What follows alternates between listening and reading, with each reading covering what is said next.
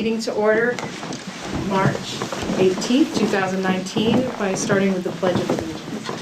I pledge Allegiance to the flag of the United States of America and to the republic for which it stands, one nation, under God, indivisible, with liberty and justice for all. And since many people know this is our organizational meeting, I think the first thing I'm going to do is call for nominations for chair. Thank you. Al? Thank you. It's with the addition of Jessica Frost to the Select Board, the town is able to initiate a transition to a younger generational leadership, a leadership by age that will be experiencing some of the most difficult problems of this century, and by consequences of their decisions will determine the town's future as a place to live, work, and play. To prevent a division between young and old, this transition to younger leadership will be based on a collegial partnership with the older generations of the Select Board and the community. Thus, it is my honor to nominate Brendan Deso to be the next chairperson of the town Select Board. Thank you, Al. I accept your nomination. Appreciate it.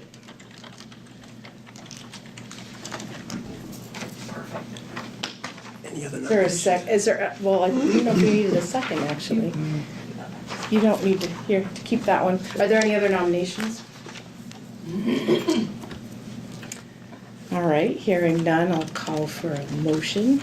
I mean, a vote. Guess I don't do this, I just follow you guys. All those in favor? All those in favor? Aye. Appears unanimous, unopposed. Okay. Motion passes. You are the chair of the St. Albans Town before- Select Board. Before we move on, I'd like to present this to you as a gift from the Select Board. Thank you. Appreciate it, Al. No problem.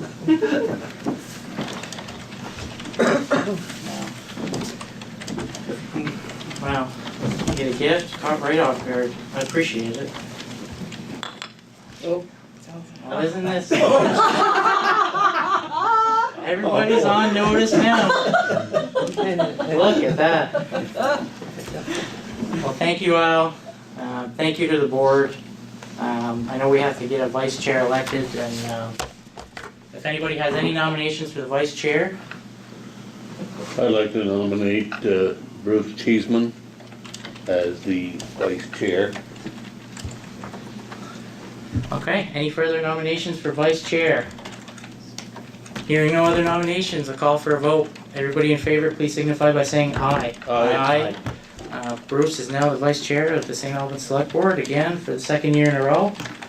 Looking forward to working with you, Bruce. One message that should come from tonight's meeting is that we are unified in the common goal of serving our constituents as well as possible. And we all know here that we may have a disagreement or two as the year progresses, but as long as we remember, as I think we will, that we're united in the common goal of serving our community as best as possible, we'll have no issues at the heart of it. So, I have a moving. question. Go ahead. Why were you staring at me when you said that? I thought I looked around the room. No. Glad to work with you, Bruce. Go ahead. No. Yeah, So- me too. Let's just have a good year. Absolutely. Moving forward, rules and procedures. Rules of procedure. As everyone knows, we re-adopt our rules of procedure with a new board every year. Al? Mr. Chair, I would like to table those, to review them in this board meeting, maybe not next time because I won't be here, but the week, 2 weeks later. Okay. Mainly because I think it's time to review them and it's time to look at how we have processed. I did look at the VLCT recommended board minutes, rules, and they have some things that I think maybe we should at least discuss, if not incorporate. And there are other communities that have other rules that we could look at. Okay. Now, is there any discussion regarding Al's idea to table the rules and procedures for 2 meetings? Right. 2 meetings. I'll try to get out other information to you by electronically through Carrie. So as long as we're gonna work on that, I'd invite any of our board members to do any additions or subtractions that you'd like to see in the rules of procedure. Please do email to Carrie and I, and we'll make sure it's distributed properly. Can I just ask, what is your time frame again? So our next meeting is April I'm going 1st. to be gone, I'll be in South Carolina. Right, so you're talking about April 15th, so things should probably be sent to you and I by no later than maybe April 5th. Okay. so that you can then spend that week prepping it for the 15th meeting. Okay. Okay, April 5th. Any further, Stanley? When's the next meeting after that? Because I'd like to take some time to look at it once I get it. I'm not Well, gonna. it's the 1st and the 15th are our regular meetings in You April. want it to you by what date? April 5th. 5th. Any additions? Any addition to what? To The this? cur- Yes. Yeah. Any Or- But I thought we had you talking about one coming from VLCT. No, as something for us to look at and to look at it in terms of our own and what we might incorporate Okay. into our existing one or rewrite it. Okay. So maybe you can send me that template Yep. from VLCT and I'll make sure everyone gets it. Right. And once we get everything, once we gather all the information, put a new one together, might not be a bad idea to run it through by VLCT. Just Yes, yep. Yeah, being a Just to member make sure that- passive. So, that way, right, since we have 2 weeks, I'll try to work on it between now and, Yeah. before I take off to South Carolina. You wish your brother a happy birthday for us. Thank you. So do we have consensus to table that until the 15th? Yep. Okay. Moving forward. So we can still live by these rules. Yeah, correct. Right, we Right. live by these rules in the interim. Okay. Fair enough. Good. Now, I'll turn this part over to Carrie under revised agenda posting. So, basically, the town's been posting our agenda in 5 places around town, and the town's administration is saying that maybe that might not be necessary. So I'll turn it over to Carrie and she can brief. Yeah, I mean, it's not a very long story, but we've had some challenges with 2 of our posting places. It doesn't seem like they're left up as long as they're supposed to, and frankly, I'm not really sure that people are looking at those locations any longer. So we're gonna, of course, meet our legal requirements, but we'd like to reduce it from the 5 spots to 3. And those 3 spots being here, the complex, and I'm drawing a blank. Post office. The post office. And we put it on our website, we put it at those other 3 locations whenever we can. Obviously, we try to give some lead time on our select board meetings. And Would it be possible to make our regular posting include Facebook too? Whether it, We can do that, that's Just not as a- required, but we can. just as an extra piece, catch a new demographic, maybe Mhm. somebody new might read them. I mean, I don't know if we need to do that for minutes, but Oh, Just for agenda. we probably will, I mean, I as don't long as think, you're uploading a link's a link, right? Yeah, might as well publicize that good work, Jed. Right? Thanks, So, Brendan. But I don't know how many people go to Collins Pearly. Quite a few yeah, that's work what I out was in just it, gonna say. No, Wouldn't the website count as a posting? No? I don't think that it does. We still have to do it in 3 physical locations. Oh, it's gotta be I physical. ac- Right, and I actually looked, when I was working the home show this weekend, I saw 2 people, I know it's not a lot, actually stop before they entered the rec show and read the bulletin board. So Very people nice. are doing it, we may just not see them do it. Yeah, but that's because it was a home show. right. Right. Yeah, but It wasn't on the bulletin board, there's nothing on the bulletin board for that. I have a quick question for Jessica. Do you know, being that you're the only one here with children in the SATEC school system, do you know if there's a bulletin board that parents look to in the lobby, or Yeah, there is one. you I think we think you could, just have to get permission. maybe we could just distribute that? I mean, as long as we're just adding one more email to a chain, maybe they could print it and, Well, we're not adding, I'm actually trying to reduce, right? Right. So Well, I don't, just- Well, And why it's- not eliminate Collins Pearly and put it at the school? It's, more parents would see it there than they would at Collins Pearly, I would think.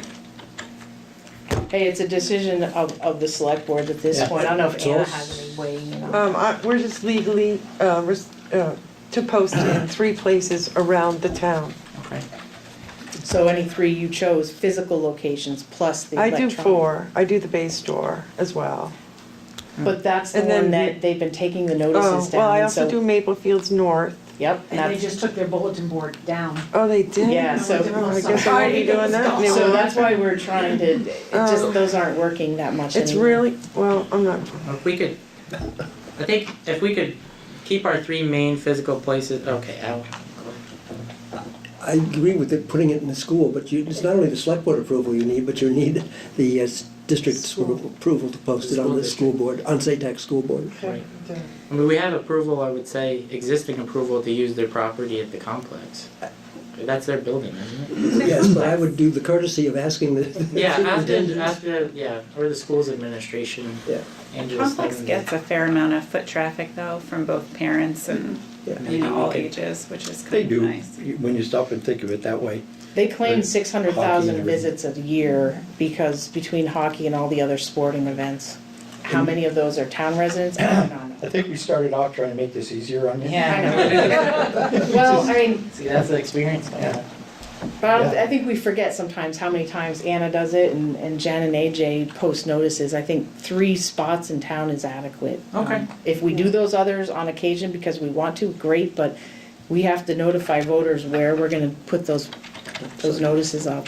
So is this a PSA or do you need a motion? No, I need a motion to confirm either one way or the other. So if someone could please make a motion to make our 3 physical posting at places, Town Hall, the Bay Post Office, and the Collins Pearly Sports Complex. I'll make that motion. I'll make a motion that we make the 3 viewing spots.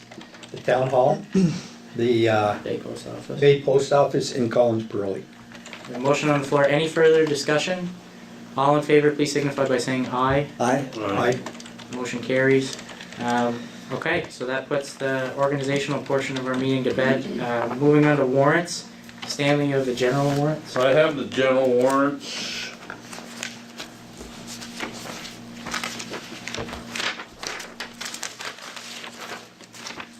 General warrants from March 5th to March 18th.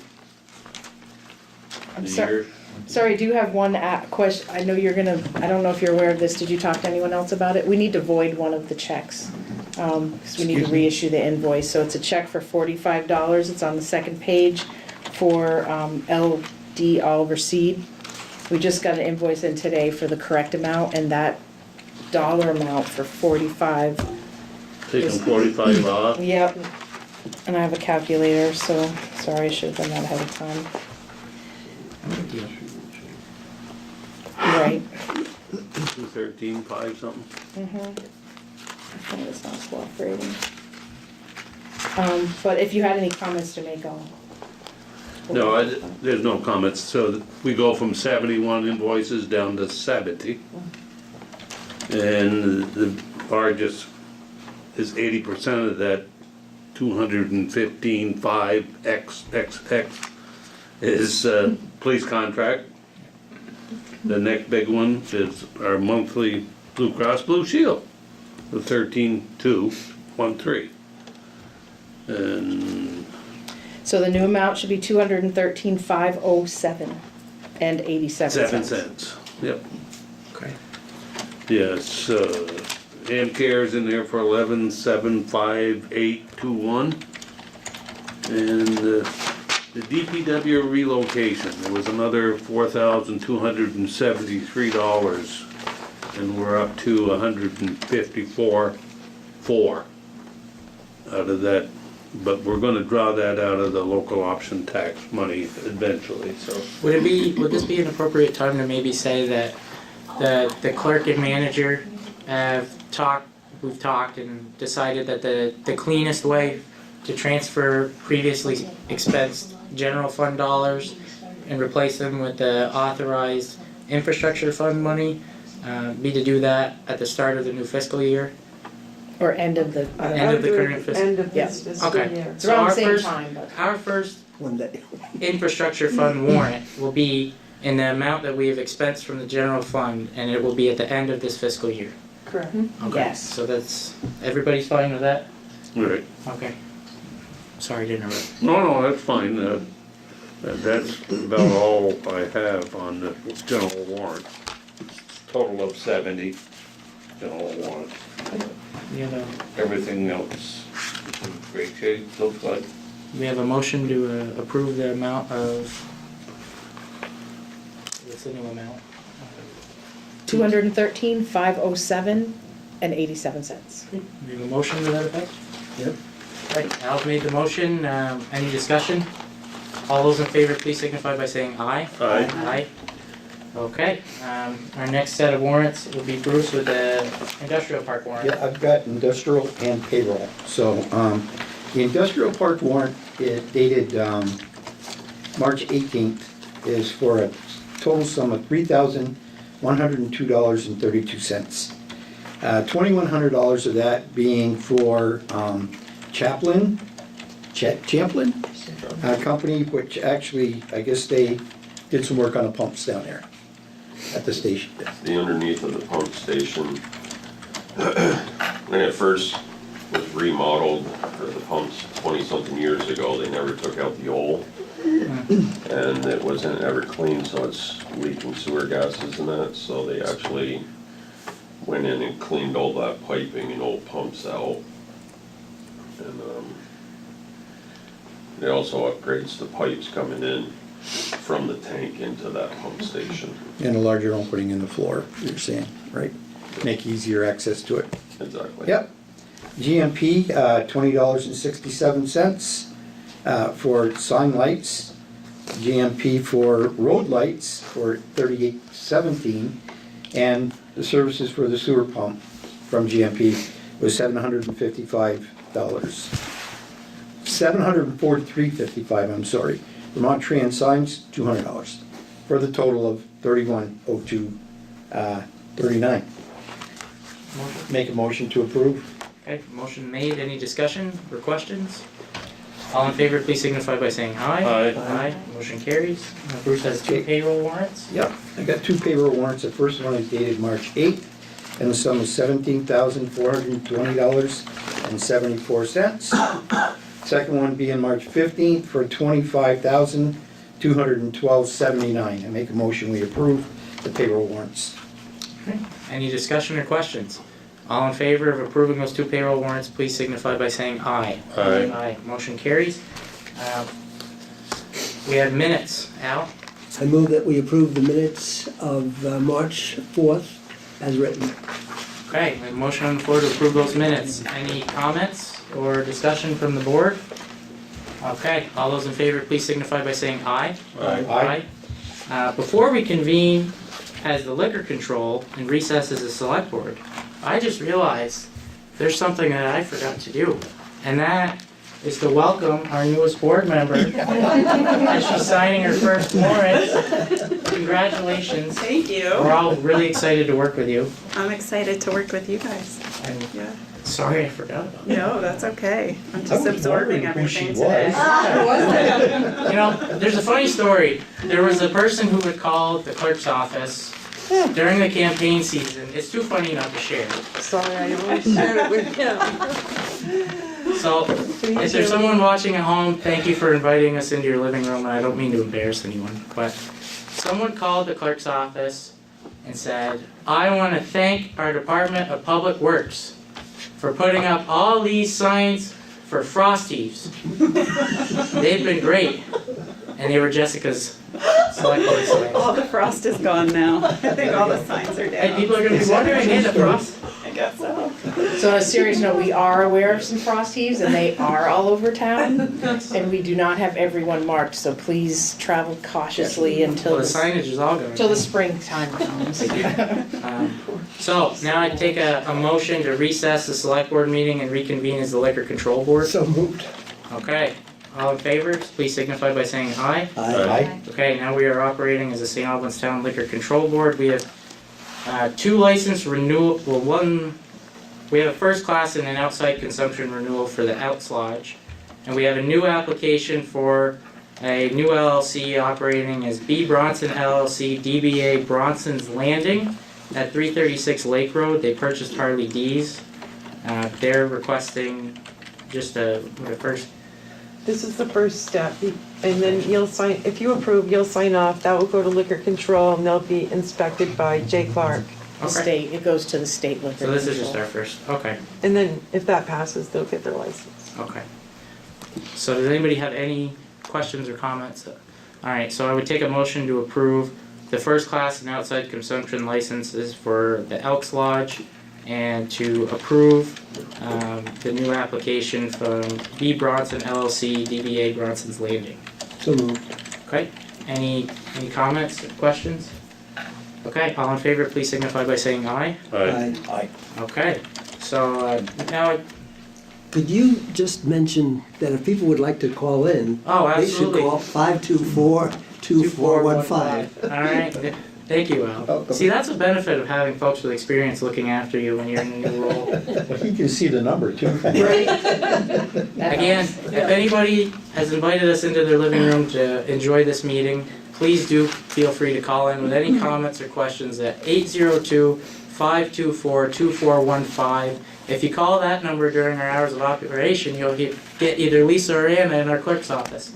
So it's a good number to call regardless. Now I take a motion to adjourn as the Liquor Control Board and reconvene as the Select Board. So moved. Okay, all in favor, please signify by saying aye. Aye. All right, now we're on to the assessor appointment. As we know, the voters approved eliminating the offices of town listers. We've had several questions about one employee in particular who is also a lister, Tad Redmond. Town's administration would like everyone to know that Tad will be staying on in his current role, even though after 45 days from the date of town meeting, according to the statute, Tad will no longer be a lister. Is that Well, correct? yeah, the terms expire as soon as we appoint an assessor. But Tad's work in the clerk's office is So it separate expires from tonight. that. Okay, that's where I got crossed up. It's Yep. as soon as you appoint or 45 Right. days after the original vote. Okay, Yes. that's wrong. So, I would take, if we could make a motion to appoint our current assessor, Bill Hinman, as the town's assessor for a period of 3 years. Anybody would make that motion? Jessica, would you like to? Sure, I'll make a motion to appoint Bill Hyman as assessor for a term of 3 years. Okay, any discussion? All in favor, please signify by saying aye. Aye. Aye, I think we'll have a very happy assessor to know that he's got 3 years to work with. Now we have on our agenda the AmCare ambulance service. We had a couple of questions during our budget meeting over what that amount in our general fund budget was for, where does it come from, and we had asked that somebody from AmCare maybe come and elaborate to that point. Do we have folks in the audience from AmCare? We have Hi, sir. the AmCare guy, Walter The AmCare. Cruel. Sure. If you could come up front Please for do. us, please. Just easier to hear your responses near the microphone. Thank you for having me. I'm Walter Kroll, I'm the director and owner of AmCare. Just a little bit of background and history for anybody who isn't familiar with us. We've been here since 1989. We started up. There are some difficulties with the existing service, so we've been here. This will be our 30th year in service to the town of St. Albans. We've grown quite a bit since our early days when the first crew stayed overnight at a house that we were renting to a couple facilities now. We have 6 ALS ambulances. We've become licensed at the paramedic level through the state of Vermont. We were the first in the county to have paramedic service available to our residents here in St. Albans, so that was quite an achievement for us. We've worked quite a long time with the Northwestern Medical Center and the physicians and nursing staff up there to help bring that to St. Albans and to our communities. As far as the service we provide, we are the only service in Franklin County that provides career staffing around the clock 24/7 with multiple ALS units. As I said, we have 6 ambulances. We're licensed at the paramedic level, and we provide 3 staff crews around the clock, which means we have the crew with the ambulance sitting ready to go, whether it's at the station or on the road. We use a system called system status management, so we typically rotate crews through different areas based on coverage needs. So as one area gets busy, basically crews get up in the middle, like get in the ambulance and stage at different areas. You'll see them, on Russell Road on the north end of town, on the south end of town. So we do that to keep them available and have them be able to respond more quickly to emergencies rather than just having all the crews sleeping at night or having everybody sitting at the station when it gets busy. So when a call comes out, they all kind of rotate through. As far as our staffing goes, we have, because we're a career service, we have paid employees. So everyone does this essentially for a living. We have generally north of 30 employees at any given time. I think right now we're at 32 employees, the bulk of whom are full-time staff. So we have full-time employees with benefits and all that. The balance are part-timers and per diems. We have 8 paramedics, again, the majority of whom are full-time employees of ours, and in addition to that, we have 3 people who are either EMTs or advanced EMTs that are currently enrolled in a paramedic program. And I think all three are out-of-state programs at this point. A VTC has a program, but it's a very expensive program. Most people choose to go out of state, and it's a part-time, generally over a period of about a year and a half before they get their licensure. So we do that. Paramedic service, again, was a kind of a big leap and bound for this area. Most services now provide that level of care.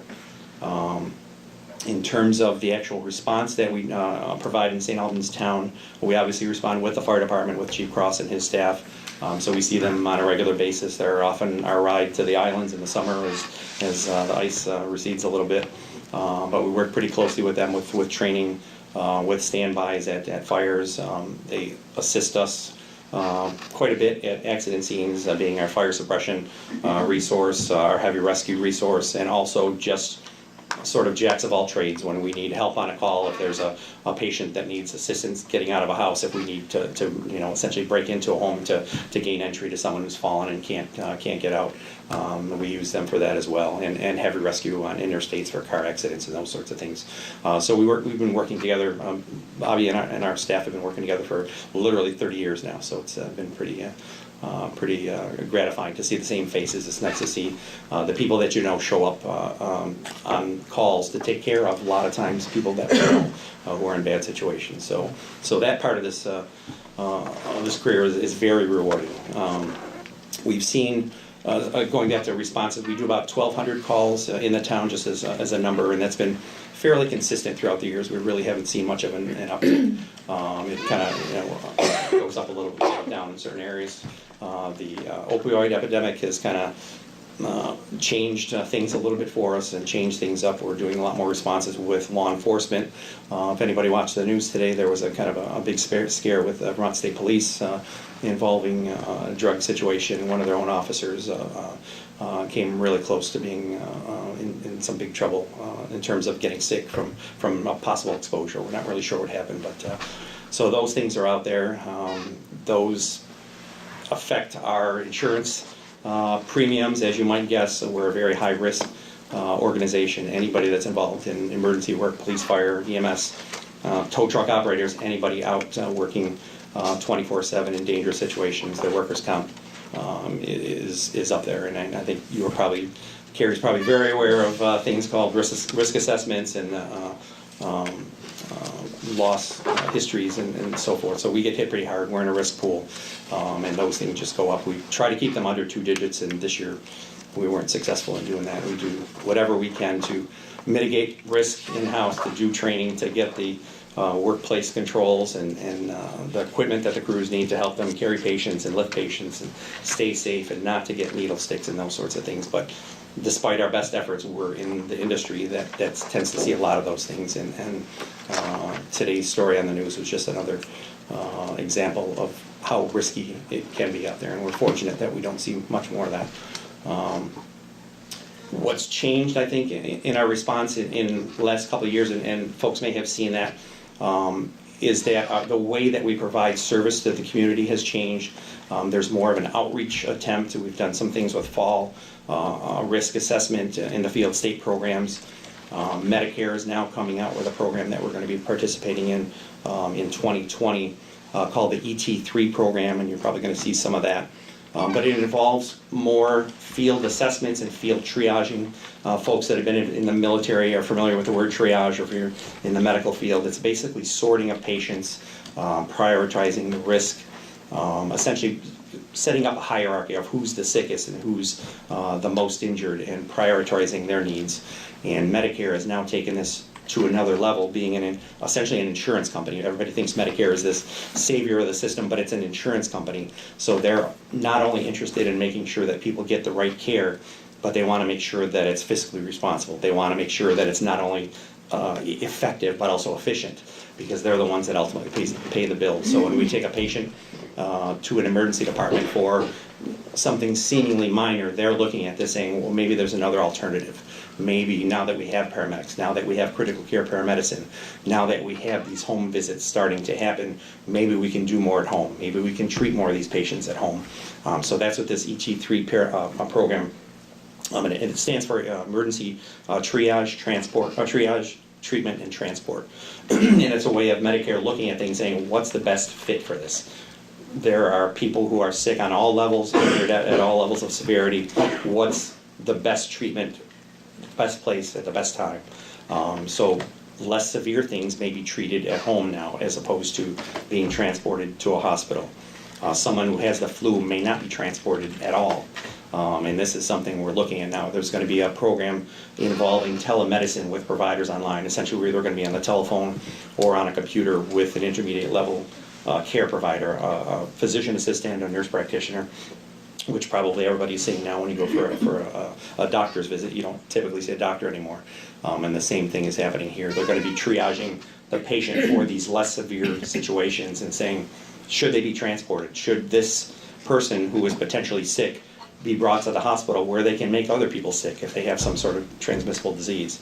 Should they be exposed to other people who are sick at the hospital? Or are they better treated by taking them to an urgent care center? And that's on the table right now. That's one of the options for treating patients, and that's brand new to us. This is a learning curve, not only for patients, not only for the community, but for providers. We're not used to picking up a patient at their home and transporting them to an urgent care center, but that's going to be a reality come 2020. So it's an evolving process. Our protocols kind of reflect that. The state is now involved in our practice and our sort of cookbook, our recipe of how we treat patients. That used to be done on a local level through our medical control here at Northwestern Medical Center with our district ambulance squads would all get together and look at what's the best way to treat patients. How would we best give medicines, interventions, and now that's done at the state level. Now that the State Department of Health has this overarching umbrella that says we're going to make that framework for you, and everybody has the benefit from that. So whether you're in a car accident in St. Albans or you're having a heart attack in White River Junction, you can reasonably expect the same care, reasonably expect the same approach. So it benefits everybody by doing that, but it also changes essentially how we do business. And sometimes we'll get phone calls or patients will come in to thank our crews after a call. They'll say, geez, I just don't know why the ambulance sat in the driveway for 15 minutes. Or, man, this was a very sick patient. How could you guys not just get up and go to the hospital? And the answer is we're bringing a lot of this service to the patient now. And it's hard to see from the outside looking in. But a lot of the treatments that we provide for the patients, particularly at the paramedic level, particularly at the critical care paramedic level, we're bringing treatments, medicines, interventions that had been done only at the emergency level at the hospital to the patient's bedside. And often literally in their bed, often literally and on the bathroom floor, on the second floor for somebody who's broken their hip, where before we would have to almost manhandle them down the stairs and very uncomfortably put them in the ambulance, take them on a riddled road, and on back roads, it's a difficult scenario, particularly this time of year. Now we're able to offer that treatment and say we can alleviate some of that pain. We can splint some of these things. We can give you medicines to help fix some of the problems, particularly breathing problems, before even leaving the door. So a learning curve for everybody. It's an education sort of thing for us. We have to work this through with a lot of the patients that just don't understand why we're not screaming out the stairs and running up to the hospital. So that part has changed quite a bit. The liability has always been there, the workers' comp stuff, that's getting more and more expensive every year. Paramedicine brings with it big price tags as well. We talked about that. Looking at cardiac monitors today, the one machine in the ambulance is now $40,000, and we've got 6 ambulances, so it's not something we take lightly. I think, as I said, based in St. Albans, our property literally straddles the city-town line. That's sometimes a point of contention among communities. It makes us realize that we're taxpayers. We do pay taxes. We pay taxes to the city. We pay taxes to the town. And we're very tuned into the fact that this is important to our community. This is important to us as taxpayers, to our patients. So we don't take these decisions lightly, but it's expensive. Another example would be the needles that we use, and again, I don't know if this is too much information for anybody, let me know, but needles that we had carried in the past would cost typically $1 or $2. We'd use them one time, give the patient some fluid. For some of the needles that we use now for sick patients, our cost is more than $200 for an intraosseous needle. So just to give you a little flavor of how rapidly technology is progressing, how rapidly things change in our end, we have to adapt on a moment's notice. it's quite the curve, and it's exciting, but at the same time, it's really something you have to stay up on. And so we have a lot of people focused on that, and we don't lose sight of the fact that things cost money. We don't lose sight of the fact that there are people at the end of this stream that everybody is conscious of what it costs, and while at the same time trying to deliver top care. Al? We had a citizen here a couple of months ago who had a relative at any point transported to the hospital. And he got a bill that, I don't know what it was, but for him it was very hard to pay. Sure. And his concern was that in that the town pays or contributes something to the overall financial operation of AmCare. Could you explain how bills come about? And then what if a patient can't afford the bill? What recourse is there for that person? Sure. We bill for services. Every squad, I believe, in the state bills for services. I don't think there's any squad that can afford to not bill for services. And I believe even now all services receive some support from communities as we do. So that's not unusual. We will bill insurances. Typically, elderly patients would have Medicare insurance. Most often, but not always, they would have supplemental insurance, AARP, or some Medigap policy. So that's pretty common. Occasionally, we'll have people who fall through the gap that don't meet age eligibility or disability eligibility requirements that just aren't able to do that. We do offer payment plans for people who are just say, geez, I can't afford a couple $100 bill, but I can pay $5 a month for a couple months, and we certainly would accommodate that, and we do. There are others who just say simply, look, I'm out of work, I can't afford to do this.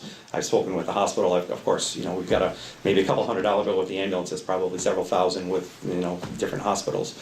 So that's not unusual. But once we figure out that somebody is in a difficult situation and just simply can't afford to pay, and usually that's kind of done backwards from the hospital saying that, look, the patient's got a $10,000 bill or whatever, and they can't afford to pay, we're giving them some financial incentive, then we typically write those bills off. Thank you. And what would the person have to do? Would he have to? Just simply call the office. Just call the office, Sure. Okay, thank you. Absolutely. Now, you've given us a lot of information. I mean, there's a lot of things going through my mind right now, especially with providing care on the scene and not taking people to the hospitals. And going to immediate care centers. I can see a lot of building changes that they're going to have to make in order to accept patients, because they're located in some situations where they've only got a front door. I mean, a regular store front door, where all that'll have to change to accommodate, what do you call them, gurneys or stretchers and all that stuff. But you got a tough job.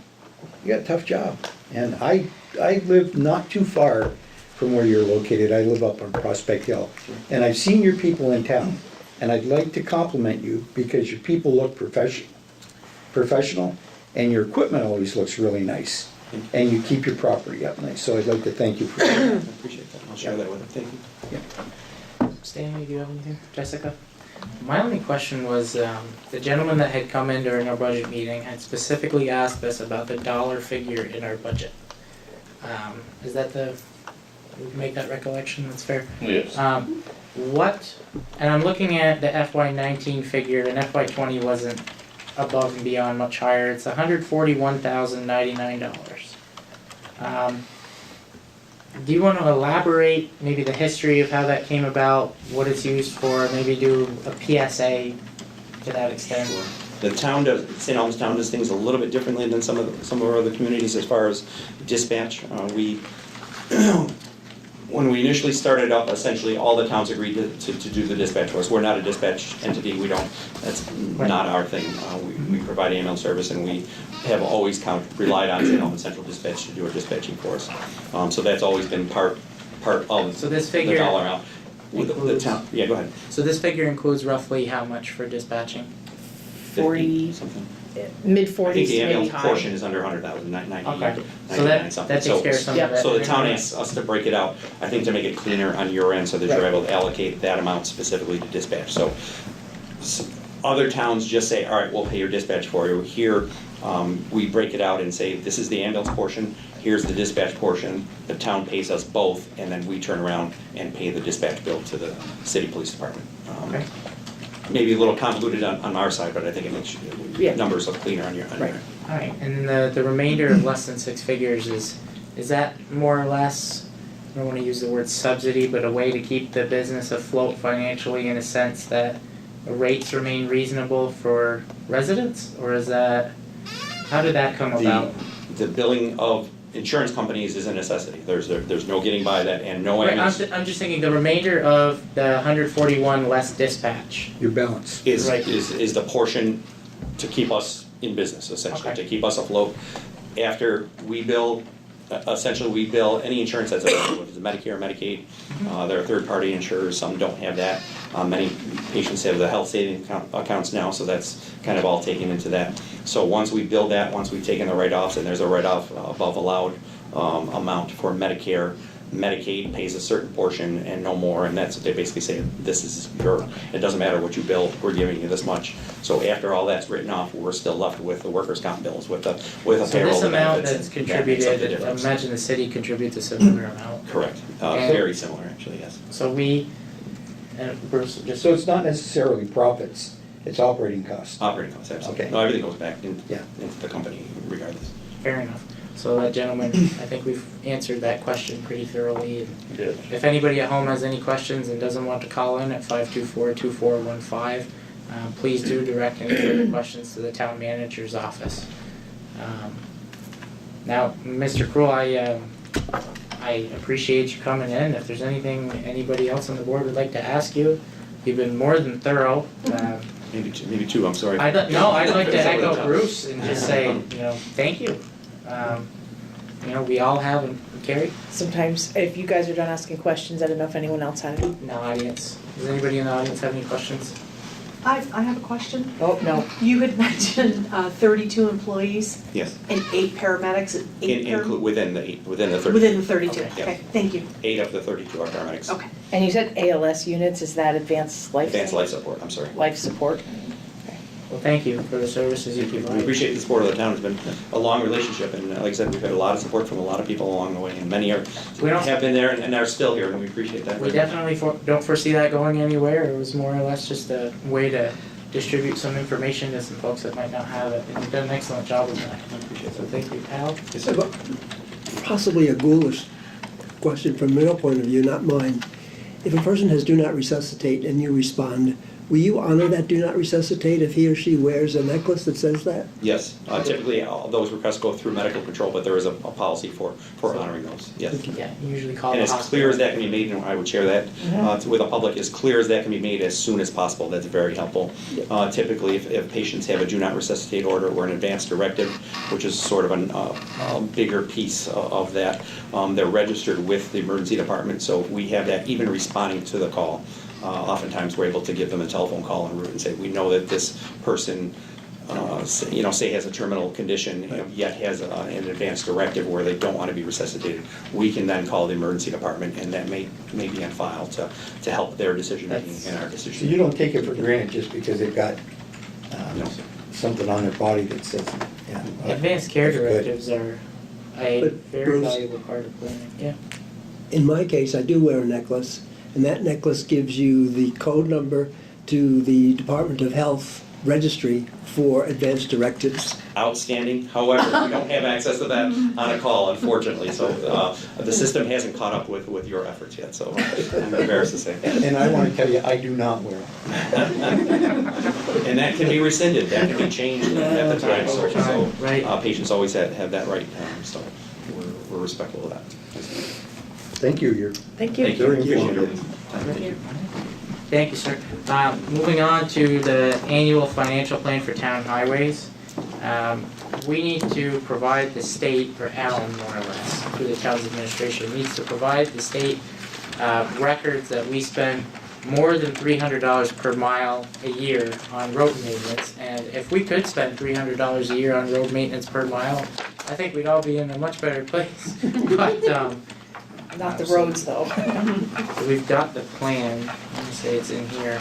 Right, so it's just a certification that we do spend over the required minimum, and then that allows us access to grants Just this. and other things.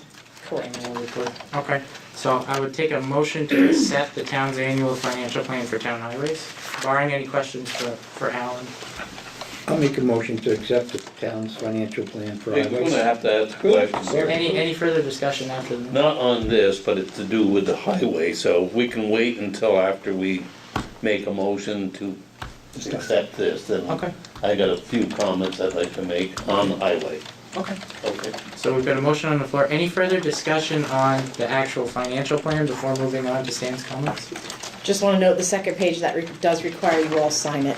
Absolutely. And it's in the blue folder. Do you want the Right. original? Right, I've got the original. And although we haven't changed anything, just for logistics, after you close the meeting is when we usually have you sign all of the papers that need signing. Yeah. Just takes a few minutes, but like the liquor control licenses all need everyone's signature, Right. things like that. Alright, so we have a motion on the floor. Any further discussion on the plan itself? Okay, all in favor, please signify by saying aye. Aye. Stanley? Now, on the highway piece, I was just below Al's driveway, and there's major safety concern last year and this year, actually it's just about every year. One year, we did topping or coating in late November to survive that winter, and since then, it's gotten worse. Right at the junction of Fred Lake Road and French Hill Road on the curve. I can see where the plow driver is plowing up some of the blacktop. And it's very, to me, it's a safety concern, especially if you're going east and you sail through Al's big dip in the road, then you hit that other ledge, because it sticks up at least 6 inches. Particularly when you're coming west. Huh? When you're coming west by the Brunel West Driveway. coming that way, Yeah. but going either way, you're gonna go airborne somewhere. And you could tear an oil pan out, or somebody going up just not knowing the road could really harm himself very bad. I'd like to, this summer, we can't do it now, and dig that up as much as we can, compact it to try to prevent that from heaving those two areas. How, I drove the French Hill also, and right by Brunel's driveway, if you're coming west, that's quite a jump. And it's getting worse. The other thing is, I appreciate you're trying to paint, but you didn't use bright enough paint to see. Well, we have orange paint and it fades. Unfortunately, we get so much salt residue on the roads that It it isn't just- gonna stick very well. They tear it down. But we have painted it 3 different times trying to brighten it up, and we did put signs. That is a bad area from your driveway, there's a culvert that always dips down. And that corner has heaved the 2 years I've been here, and I'm sure it's done it Yes. even before I came into Not the as bad. town. My feeling is we'd have to do a little more than just digging it up. I think we really have to dig down, put in stabilizing fabric, build it back up with stone in that, which will be a little on the costly side, so I don't know where we would take that money from. And then having to repave that section. I mean, I definitely believe it should be done. I do believe that. I don't know if we can do it this summer, but it might be important for us to budget to get it done. I don't think we should go another year.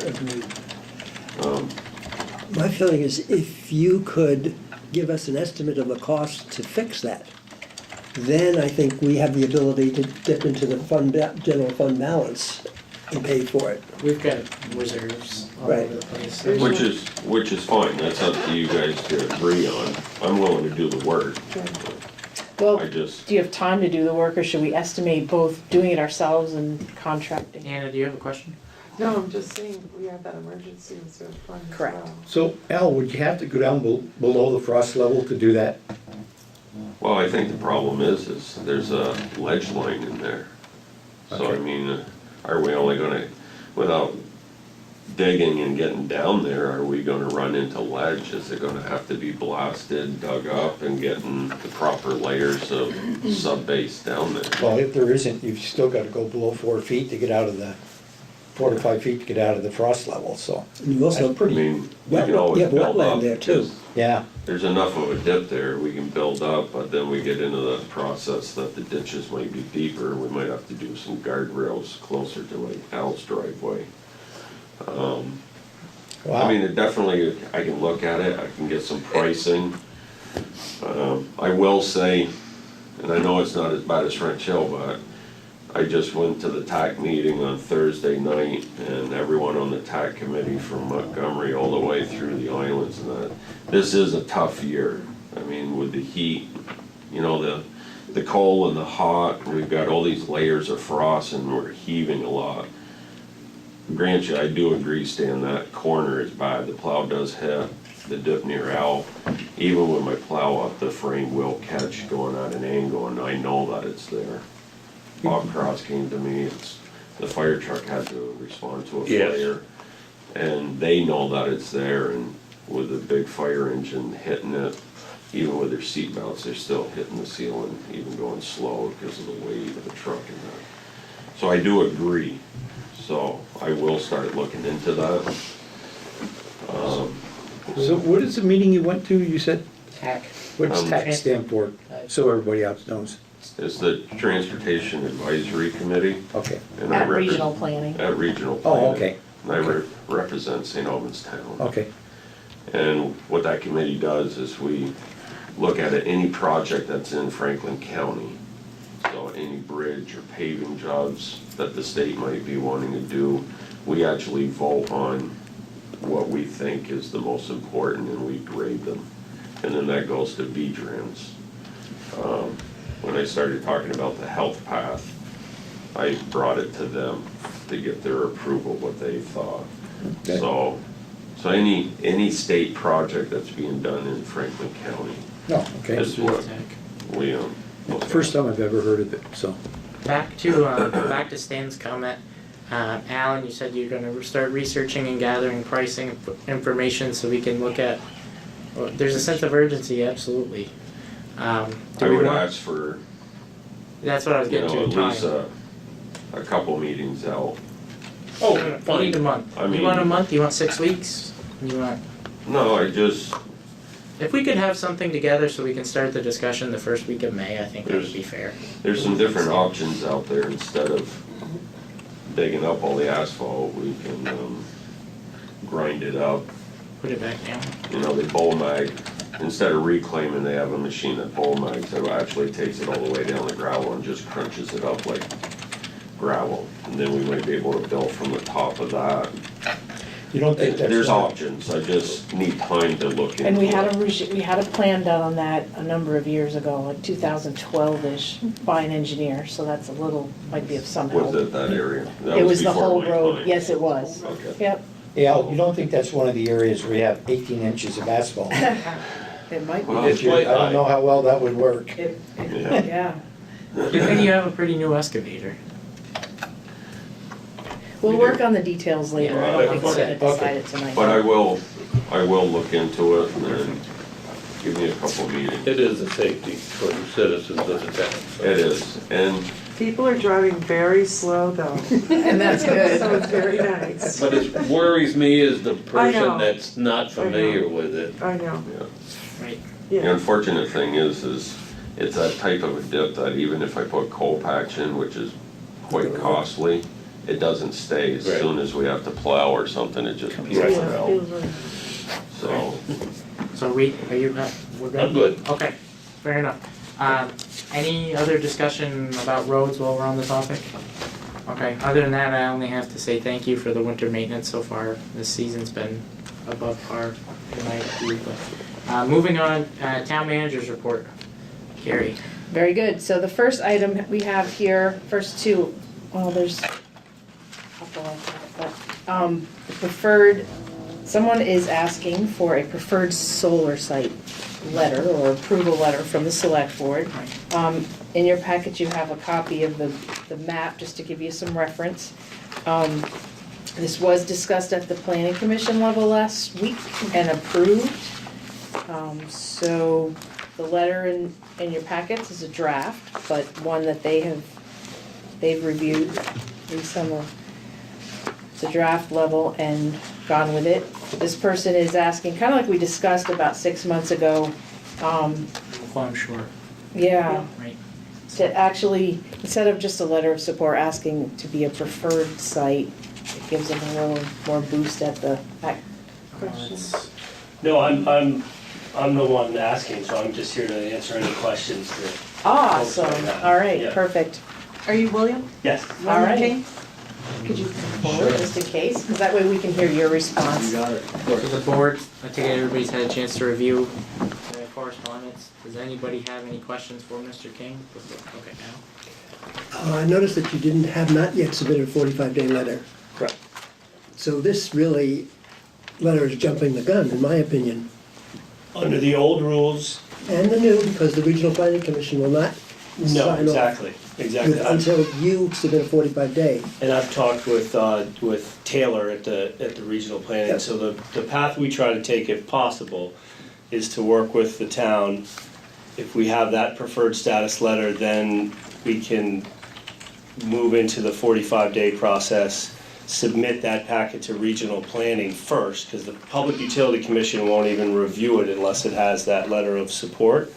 But if possible, try to work with the towns first, just because the 45-day letter does have about a $5,000 price tag with it. So if the towns say, no, we're not in supportive of it, there's really no reason to put that together for the regional planning. And each regional planning is different. I know in Windham County, we've worked with them, and they didn't require the 45-day, but I know the Northwest Regional, Northeast Regional does want to see the full 45 days. So if preferred status is granted by the town, that would be the very next step we would take, is to be put.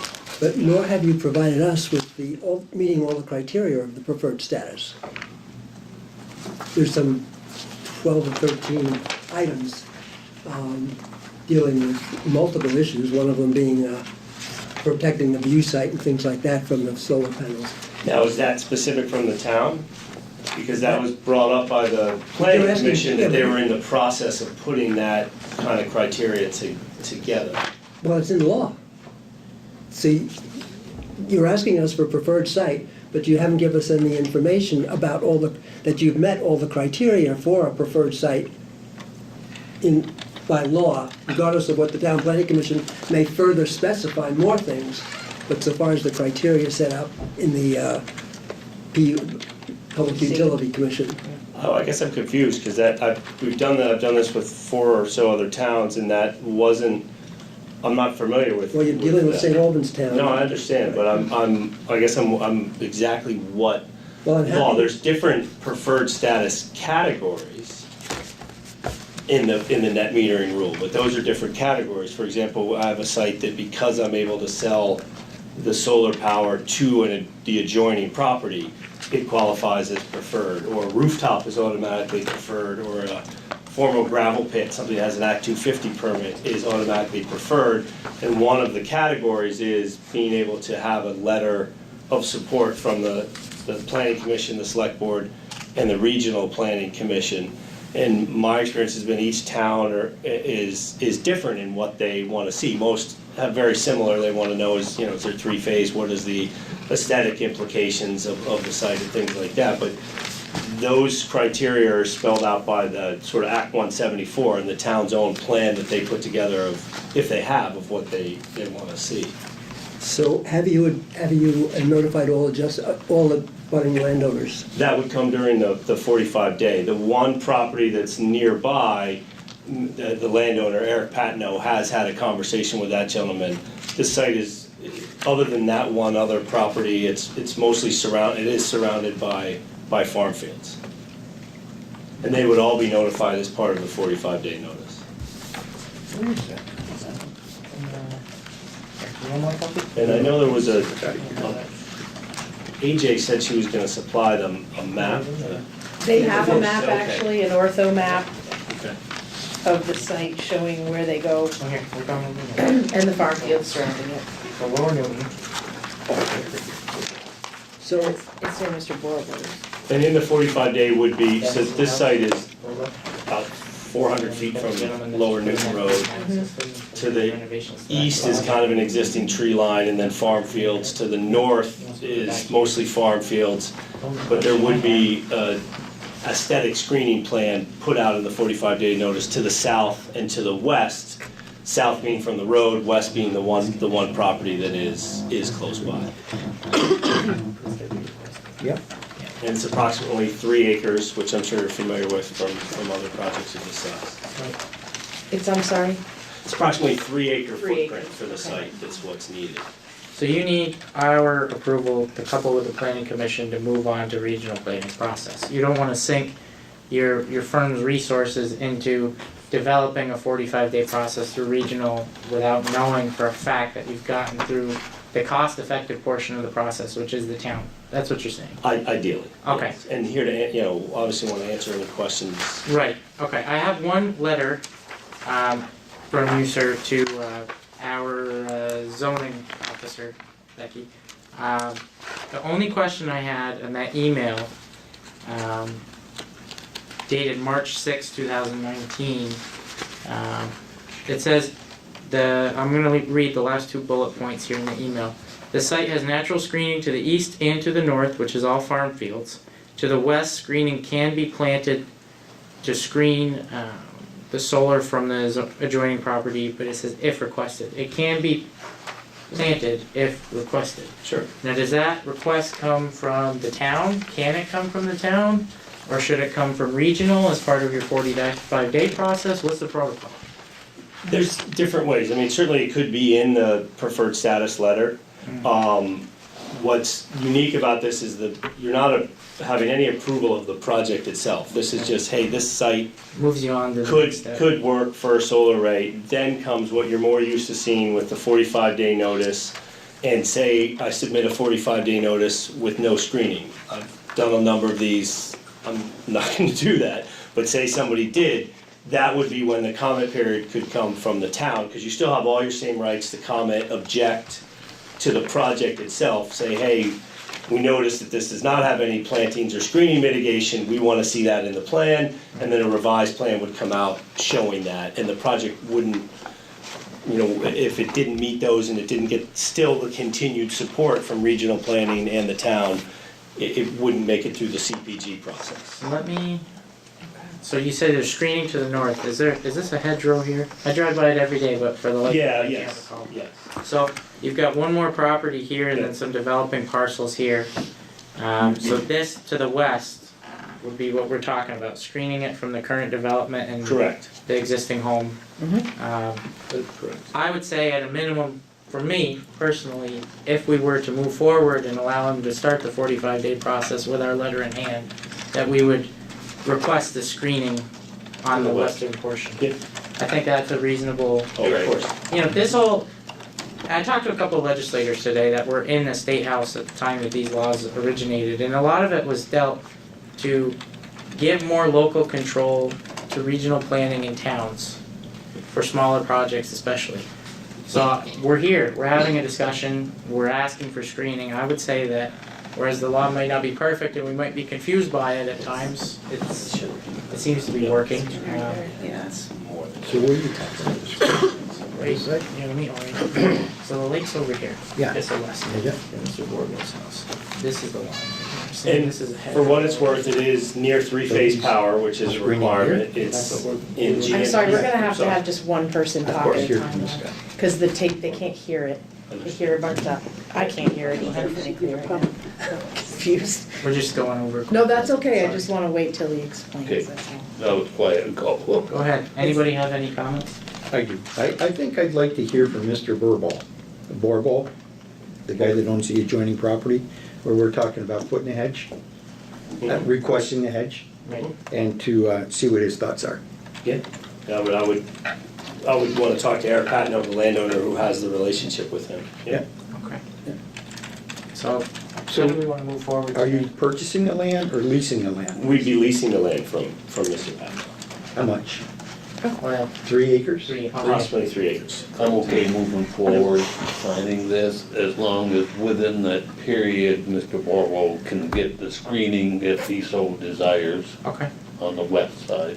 So maybe I we, know he's building a new house at the lake, and he's gonna put that piece of property up for sale. Okay. So there's definitely some implications there for him. Yeah. So he would definitely be notified as part of your 45-day process with Correct. Regional. Does that Okay, satisfy? that satisfies me, yeah. Okay, so, No. Carrie? No, I don't have Al, sorry.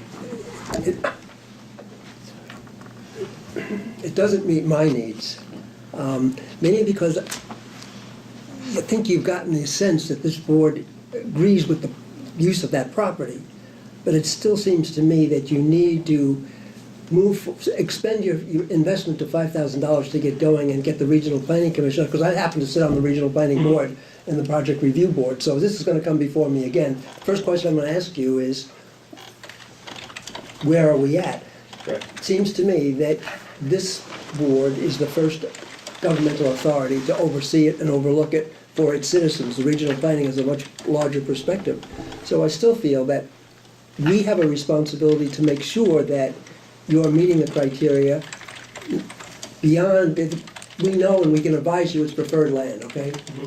But beyond that, before we sign the letter, I'd like to know more that in fact you have met the 45-day letter requirements.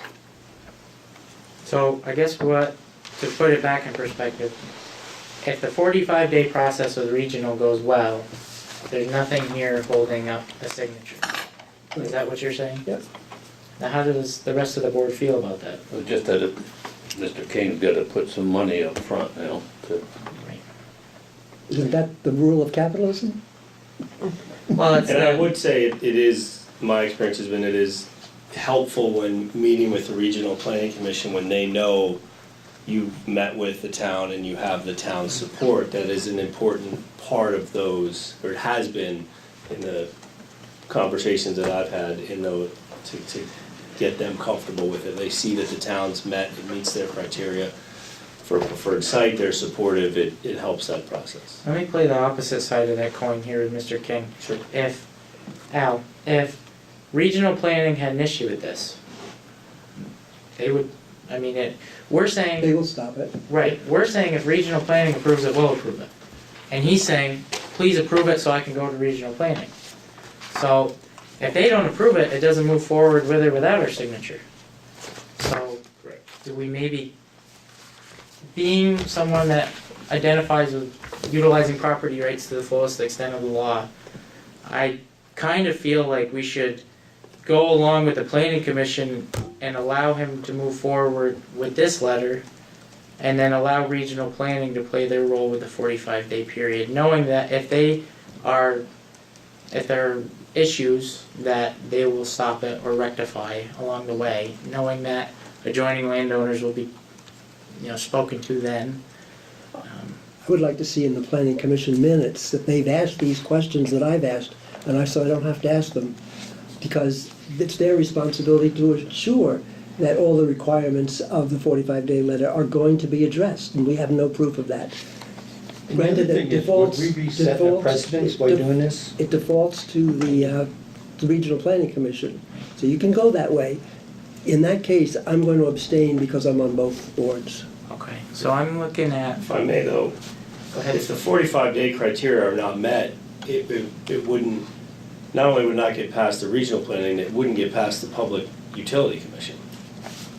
And that makes us look like fools publicly. If we were to Well- approve it and have it to, Can I ask a question? Sure. I'm not a rich man, Sure. and $5,000 is a lot of money to me. Okay. But would you let $5,000 stand in the way of completing your project? No, not necessarily, but it's, That I what we would try to do is, get to a quick no versus a prolonged maybe, just in the process as well. And that's what I've talked about with the landowner. If the town is supportive, then it makes sense to move forward with what's called the 5.500, the application with GMP, and simultaneously with the 45-day notice, which talks to the aesthetics, environmental, all those criteria that you are then gonna see a full explanation of in the certificate of public good. So the 45-day is just, hey, we're gonna file a much more extensive permit, they're called the certificate of public. I think by trying to do this, though, you're just complicating your process, rather than, Well, it wasn't me, it was the Public Utility Commission created these rules. I'm talking about that- for the 45 days. investing How of so? $5,000 to proceed. Well, I would say, Well, that's what I'm here to find out. I mean, certainly we wouldn't let it stop, but I have, again, with Grand Isle, Wilmington, Yeah, Worcester. but like- And I know everybody's different, but I'm just saying the process we try to follow, if at all possible, is to get those approvals in this order. If we're not able to, like, for example, with a site in Wilmington, the Wyndham Regional, I came, I went to a meeting, I was with the town, they saw that support from the town, asked questions. They were able to write a preferred status letter without the full 45-day notice. The Northwest Regional Planning Commission is unique in requiring that, but I've had conversations with Taylor Newton, that's what it is. So we work with what we're and we're able not, to work with. we're not trying to make life overly Oh, I know. difficult for any property owner. We're trying to immerse ourselves in these new rules and not set any precedents that could come back to haunt us. Of course. That's all that is. Does the town have any guidance on solar, what we accept and don't accept? No, we don't have an No, it's energy just- plan yet. Some municipalities, the state set up the criteria for, they have a state energy plan. And within that, the Public Utility Commission has also authorized towns to create their own energy plan. And if the Public Utility Board accepts that, then we have status at these hearings, at the preferred status, or what the right term is, but they'll listen to us as opposed to not listening to us, on where there's a conflict on a permit basis at the state level. So, but to get that, we have to then define what land we want to be allowed to be used, what are the criteria. Right now, it's unclear to me. There's the catchment area in northern Vermont has more electrons than it can deal with. So there's a hold on new power going in. But it's my understanding that St. Albans Town is on the cusp. And so I assume that you've already got permission from Green Mountain Power to dump your electrons into their system. Well, you have to go through an official process there. Right, but they have the ability to accept. Exactly. Right. And this is now, that's the Shia transmission right. line, and this is outside of Shia. Shia. It's on the GMP solar map, it shows up in their green zone for whatever that's worth, meaning acceptable for new distributed generation. Because St. Albans has a lot of load, there's the industrial park, there is a lot of usage here versus you get out into Craftsbury in the Northeast Kingdom and you're back feeding it and there's nowhere No place to go. Let's for it put this to go. particular project into perspective as what we might have existing already. You've got the prison, they've got a fairly large array with tilt axis.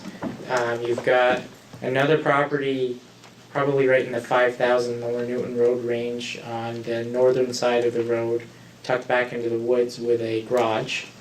You've got the project that just got preferred status and went through on McQuam Shore. Not sure if that built out yet, but we remember that Encore Renewables with Yes, Jesse Stoll yes, went through yeah. a similar process. The one on the Georgia-St. Albans Town line, a very large one. Right. Well, I'm just in the neighborhood of this project. I can think of 2, maybe 3 projects of similar scope, maybe even larger, that have been approved. I just don't want to straddle the line of holding somebody back from doing something with their land and setting a precedent that might haunt us in the future. But So that's- they were approved, with they followed the process. Right. They came in with a 45-day. It continues on. It's like the bureaucracy just continues, and this is the first stage. But I tend to agree with Al in the sense that we would hate to ever sign a letter and then have it get kicked back to us and say, well, they didn't meet it, why'd you sign it? I would never want the town to end up in that type of a situation. Exactly. So Right. maybe for the town, this process as a precedent, and it's up to the board, I'm just laying this out. This process has to be concurrent with the 45-day process with regional, much like, because the only other project that I can remember moving through the town was approved through this process or a similar process. But the 45-day portion of the process was engaged at a similar time. I think all 3 entities almost signed the same letter, did they not? No? The last one was on the McQuam Shore Road by the Deanne Farm. And I believe Everything was concurrent. Al and Bill refused to sign, and the 3 of us signed. I just, And that was The one on same- Quam Shore, that was I'm last gonna- June. suggest we. Is that the one you're talking The about? one, yeah, right, the VM farm. Yeah. Yeah, Bill and Grant signed it 'Cause he's got- June 19th, preferred site Bill letter. signed it? He was against it, I thought. He Well, the thought- board. The board authorized him, just like here, you'd Oh, right, authorize, right, Yes. he authorized You'd him to authorize- sign the letter. you'd authorize me to sign it on the board's Right. behalf. So I would say, to close this discussion at some point, Al? I have one more option. So would you mind waiting 2 weeks? My thought was, why not have Taylor Newton come here and explain the policies of the Regional Planning Commission with you present, so that we can have the option to talk to both of you and set up a procedure for us Right. in the We future. need to figure out the best way to move forward for everyone. That's, and again, I'll go as far as apologizing for you to be the second man in the door, having to deal with this. You know, the only other time that I can remember us going through this process, the 45-day regional portion was done concurrently. So this particular issue didn't come up. I agree with Al, I think regional needs to be communicated with pretty heavily. Yeah, and I would like, They're our lead on this one. right, I would like Taylor to come here and help us think But it I'd through. communicate to maybe, you're the project manager for this? I would communicate with the landowner that you're not seeing any direct opposition. There's some procedural things that we need to work towards and through. And we need a month to think about it. We need a month to figure it out amongst ourselves. A couple weeks or a month. Couple weeks, maybe, well, you're gonna be Well, gone. Yeah, I know, but I don't think it's as much important whether I'm here or Well, not you're our here. representative to regional, so you That's could okay. add, But I Taylor, would prefer you to be here. all right, so then a month from now. Well, I don't mean to set you back either, we just, again, it's a procedural thing that has not been developed, because these laws, they change, and if we had it, if we had our staff invest all of their time in learning about these regulatory burdens, we wouldn't have any time left to govern. Brendan, I also suggest you speak to someone on the planning commission, because at their last meeting, they discussed a And process. approved it. I think we should, Improved it. we could even have a special joint meeting with the planning commission and select board and regional planning, For this for this particular issue. Yeah, And not have it be pertaining to this exact property, but the process itself. in general, right. It's an issue that comes to us quite frequently. Mm. And we've had a lot of requests for Right. solar fields here in this town. You're saying the planning board approved a process Well, they for approved, this at they the last approved, meeting? Procedure last Tuesday. I think they started talking about it. I don't know if it's final yet. I Yeah. mean, nothing was They communicated. approved it. Let's go. They- And then they approved this project too. why don't we agree to make a time to meet together with a representative from regional staff to go forward with what the most appropriate response is to a letter request such as this. What's the next meeting you'll be at, Al? Will you be here for the Yeah, next? the 4th, the 15th, right? So why don't we set it for that date? Do we wanna handle that on tax day? So he's here. April 15th? You're gonna face I'll be it. filed. And I'm, that's why I'm here, is to Yeah. figure out what. If you'd like what to you all attend and need. add to that discussion as I would love, I'm gonna be out of town, I could call in or. Yeah. And I just would, for me, all I would request is some direction. If you're saying, hey, put together the 45-day and then, which again is only the first step and we'll have things in it, like for example, you put together 45-day this time of year. Right, Mr. the Patno did a wetlands review a while ago, nothing was there. You do a desktop review, it's all good. You still gotta get somebody out there in the field come May. Maybe something has popped up and poof. Yeah. You're done just like that from something that none of us could have anticipated or gotten ahead of in March in Vermont, so. But if that's the direction you're giving me, I can certainly work to put If that, you know wanted that to- we've gotta put that together. If you wanted to attend or submit comments in writing for us to consider, anything that would be easy for you. Sounds like submitting the 45-day. It does sound like that. Well, that might be what we decide moving Yeah. forward, but, You said you would like to submit the 45 days? No, I'm saying, it sounds like that, that's what would be needed. It does look like the planning board, no one opposed it, all of them voted. To sign the letter, preferred though. site. To sign the letter, Jessica. right. And we haven't talked about procedure. Sign it. Did they sign Okay. the letter?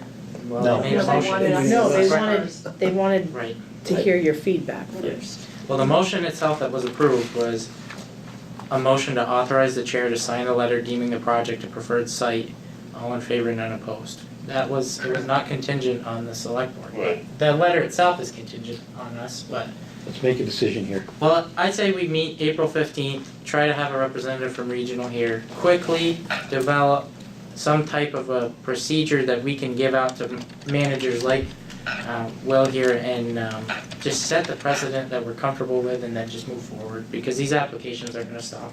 Basically, what we want to do is we'll streamline the process so we don't go through this again. Right. Yeah. And we, again, sorry, you had to be. No, but part of your process could be, hey, come to me with the 45 day. That's just the way you all choose to handle it, and that's, again, that kind of direction is helpful.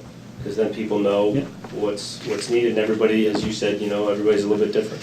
Yeah, and I don't mean to pick on you, I just want a system that we can follow consistently into the future. Right. Thanks for your patience. We No, appreciate it. understood.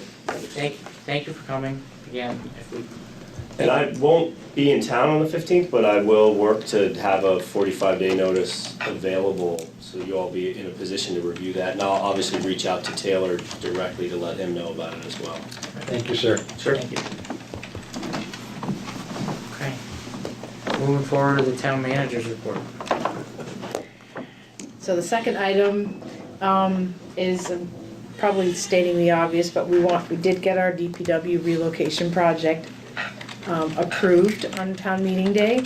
We want to thank Matt Young, Cross Engineering, Connor Contracting, Alan Master for all his hard work. He's been doing a lot of behind the scenes stuff, and the town taxpayers for that approval. We already had a kickoff meeting. We had one on March 12th, talking about when we're going to order the building, when we're going to start doing some earthwork. We are proceeding with permits, and you may, in the next 30 days, start seeing some movement of some of the groundwork getting done. So I just want to keep people updated on that. And on that topic, we also separately, or at the same time, going forward with the V-Trans grant and the salt shed. So to that end, tonight, I'm hoping to get Matt Young on the phone, to have him just briefly review what you have in your packets as the salt shed value engineering or cost estimates. He's gonna go through those. If you could call him, see if it works. If it doesn't, then I'll text him and he'll call us. His cell coverage, he's in rural Vermont. Just leave it at that. Most of the time it works. So you should have an estimate that looks like this.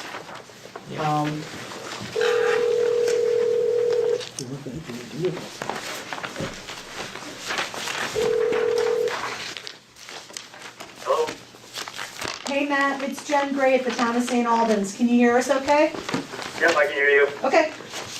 Go ahead, Jerry. All right, so I just introduced you, and that you go through the budget portion of the salt shed. All right, sounds good. You guys all have the copy of the estimate? Yes. Yes. They do. The estimate, DD estimate 3.0. Yeah, Okay, just wanna make sure we all have the same version. yeah. Let's go to, well, first of all, hello everyone. Hi Matt. Hi, Matt. Let's go to page, Page number. that we,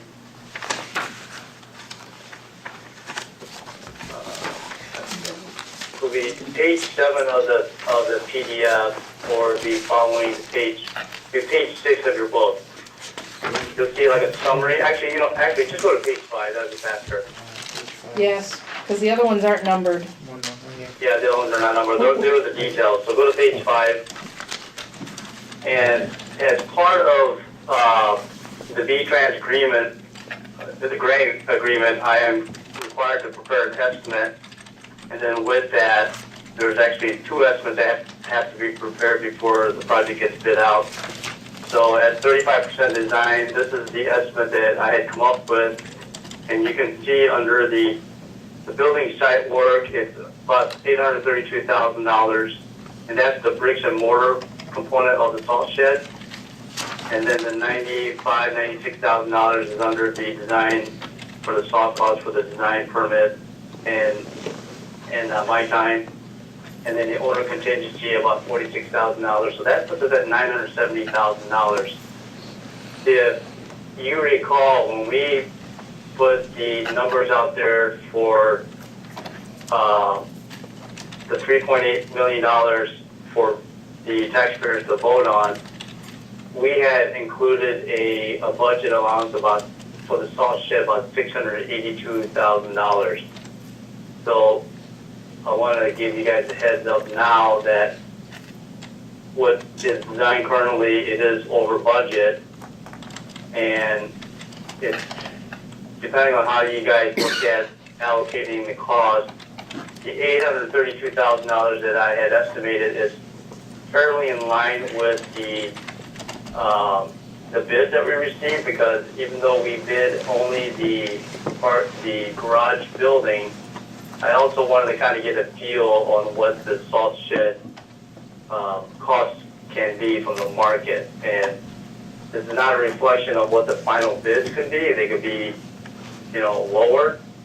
And my goal is actually to push the process faster this year so that we can try to get the salt shed bidding done this year so that it would coincide with the subcontractors and the contractors that we have on site for the garage. I think there's going to be some cost savings if we try to parallel those two projects as close as possible. So- Any questions before I move on? Yep, so we've got a different price here than what we presented to the voters. Right. Which is a little bit of a problem on my end.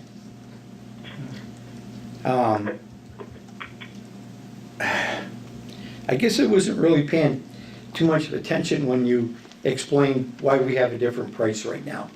Could you repeat that, please? Can you hear Bruce, Matt? Just barely, he was cutting in and out. So Matt, what I'm asking is, because we're looking at a different price now than what we presented to the voters. Can you hear me? Yes. Okay, so, and I wasn't paying close attention when you explained the difference in the price. Could you repeat that, please? The reason for the change in price. Yes, at the time when we, pre-bond vote, or pre-voting on when we're establishing the numbers, we had thought that there's just, we must be able to build a salt shed for at least $600,000. So we would allocate an allowance of $600,000 for that, and then the $82,000 would be for the soft cost. So we carried a total of $682,000 for the salt shed portion.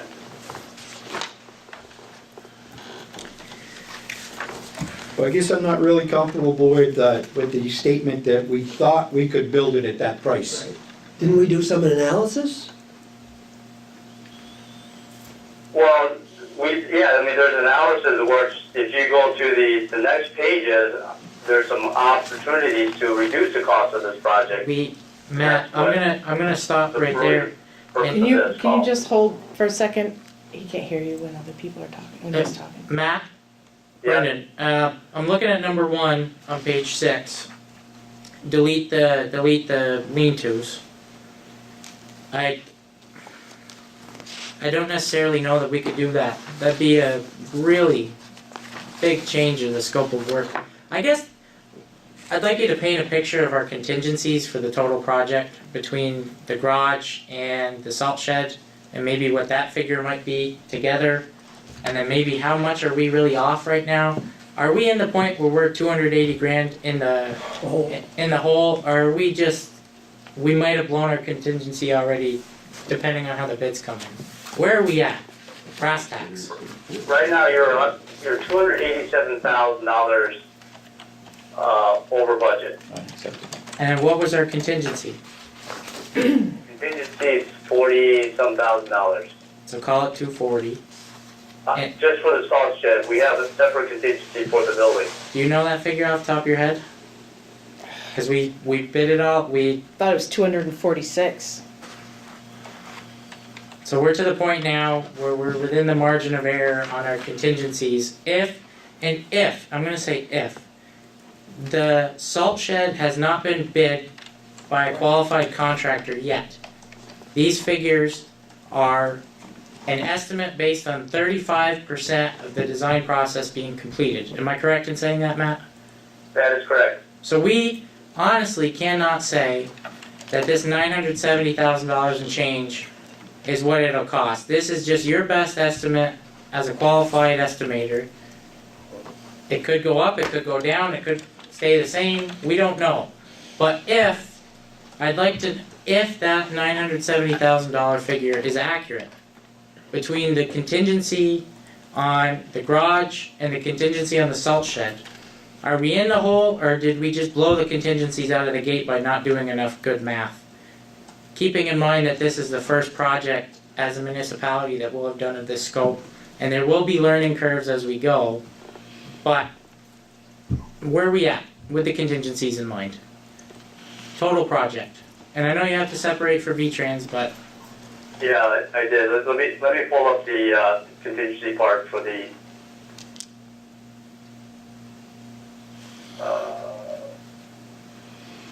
Okay, where I put that. I apologize to anybody at home if I'm yelling into the microphone. Yeah, the contingency for the garage is around $200,000. And then we're So we would have combined, we'd have about $240,000 in contingency.